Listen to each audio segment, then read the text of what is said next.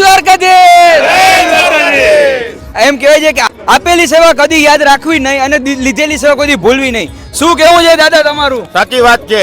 નિસ્વાર્થ ભાવે આટલું મોટું ગ્રુપ આ વખતે દ્વારકા જે હાલીને જાય છે એ લોકો બધાને સેવા નિસ્વાર્થ ભાવે આપે છે। ખાવું પીવું રહેવું સૂવું મેડિકલ સેવા સહિત।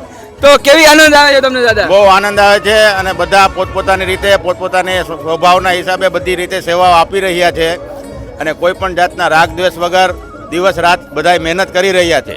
કોઈ ધનથી તો કોઈ તનથી બધાય સેવા આપી રહ્યા છે। આપણે એક કે બને તો બોલો જય દ્વારકાધીશ, જય દ્વારકાધીશ।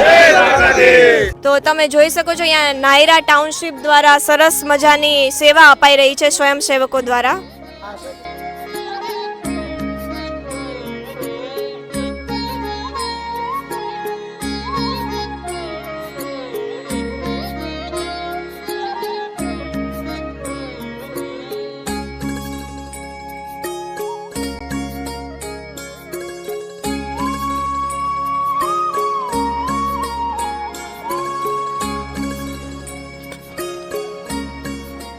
જય દ્વારકાધીશ।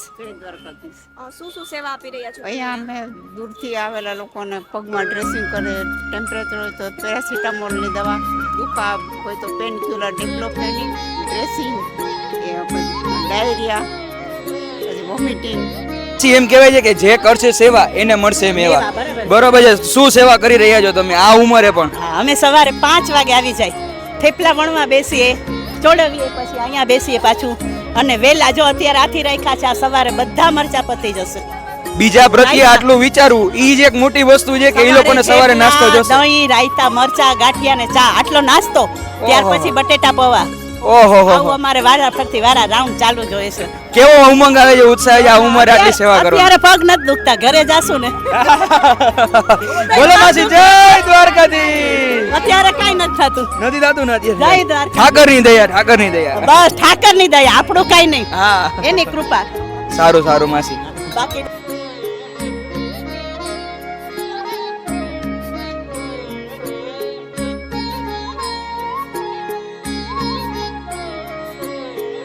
જય દ્વારકાધીશ માસી। જય દ્વારકાધીશ। આરામ કરવાની ઉંમરે સેવા કરો છો, કેવું લાગે છે?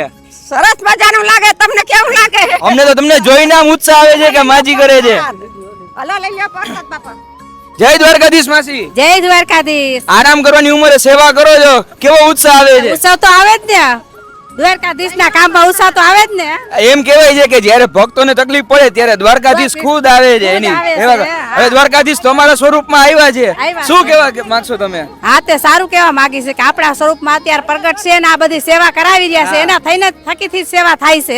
આ લોકોની સેવા કરશો તો આપણે પુણ્ય મળશે, બરોબર ને? પુણ્ય મળશે। હા સેવા કરશો। આપણને સેવા કરશું તો આપણને મેવા મળશે કોક દી। વાહ માસી વાહ, તમને જોઈને અમને આનંદ થઈ ગયો કે અમે સેવા કરવા માંડીએ ભક્તોની। કેટલા ટાઈમ થી આ કરો છો? અમે તો આજ હવારથી નીકળ્યા, હળવારથી નીકળ્યા છો તમે? હવારથી આજ નીકળ્યા અમે સેવા કરવા। તો મોરથી વેફર દીધી, મોરથી પછી સંતરા દીધા, અમે બધા અમે દેતા આવીને અમે હલાવી, અમે મોરબીથી અમે હલાવી। મોરબીથી આવેલા આવ્યો છો તમે? મોરબીથી અમે હલાવી વાહન લઈને। કેટલા વર્ષથી આ કરો છો માસી તમે આ? અમે તો 2 વર્ષથી આવી, જોટેમ નથી થયું અમને। 2 વર્ષ થઈ ગયા છે। હા, પોર આવ્યા ને પાછા આવણ આવે અમે। વાહ માસી વાહ, બોલો જય દ્વારકાધીશ। જય દ્વારકાધીશ। ક્યાંથી આવો છો? અમે આયા ખંભાત તાલુકા। ખંભાત તાલુકાથી? હા। કેવડું આગું? ખેડૂ આ બહુ આગું। ઉંમર કેવડી છે તમારી? મારી છે ભાઈ 30 વર્ષ ઉપર, એટલે 50 થઈ છે। 50 થઈ? હા। બચ્ચાવાળી ઉંમર તમે હાલીને દ્વારકા જાવ છો, કેવડો ઉત્સાહ છે? એ તો ભાઈ અમાર ભગવાન લઈ જાય, આપણને લઈ જતા મોટા ભાઈ। હા એમ કહેવાય છે કે દ્વારકાધીશ બોલાવે ઈ દ્વારકામાં આવી શકે છે, એમાં તમે હાલીને જાવ છો? એ અમારો બાપો, અમારો ચેલો ઓલો છે, દ્વારકાધીશ વાળો હે ને અમારે ઉપર એ અમારી ભેગો મોટો થયેલો। પછી આ અમે આ નહાડ્યો આવડા ગોવાળિયા છીએ। ગોવાળિયા ભાઈ, હાચું હાચું। ઠાકોરો કેવડો લાગે છે? ઠાકોરો લાગે છે? અમારો ભાઈ મોટો થયેલો આટલો હતો તારનો।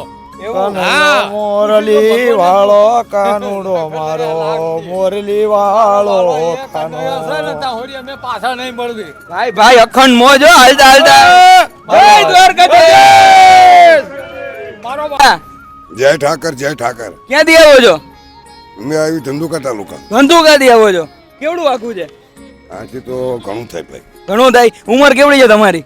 મારી ઉંમર છે 52-53। 52-53 હાલીને જાવ છો દ્વારકા તમે? હાલી હાલી ઠાકર એમ કહેવાય છે કે દ્વારકાધીશ આપણે જે ઈ બોલાવે તો જ માણસો અહીંયા પોગી શકે છે અને એમાં તમે હાલીને જાવ છો શું કે કેવો ઉત્સાહ છે તમને મોજ મોજ મોજે મોજ ને મોજે મોજ. ઠાકોરો નથી લાગતો દાદા ના બાપા ઠાકર બેઠો હોય ને શું લાગે વાત તો તમારી સાચી છે બોલો જય ઠાકર દ્વારકાધીશ અહીંયા આવ્યા પછી ખબર પડી છે કે સેવા સાથે સાથે પર્યાવરણનું ધ્યાન પણ રાખવામાં આવે છે સિંગલ યુઝ પ્લાસ્ટિક એક પણ જગ્યાએ વાપરવામાં નથી આવતું બધી જ જગ્યાએ તમે જોવા જશો તો બધી વસ્તુ એકદમ હાઇજેનિક પ્લસ એકઈ વસ્તુ એ નથી કે ખાઈને ફેંકી દો કે પ્લાસ્ટિકનો ઉપયોગ કરીને પર્યાવરણને આપણે દૂષિત કરીએ શું કેવું છે દાદા વાત બરોબર છે એકદમ બરાબર છે અમારા આખા કેમ્પમાં કંઈ પણ ડિસ્પોઝેબલ અથવા સિંગલ યુઝ પ્લાસ્ટિકની એક પણ વસ્તુ યુઝ કરવામાં નથી આવતી બધું જ વાસણ અને બધું જ ઇક્વિપમેન્ટ્સ છે એ સ્ટીલના યુઝ કરવામાં આવે છે એટલે પર્યાવરણનું સાથે સાથે એટલું જ ધ્યાન રાખવામાં આવે છે જય દ્વારકાધીશ જય દ્વારકાધીશ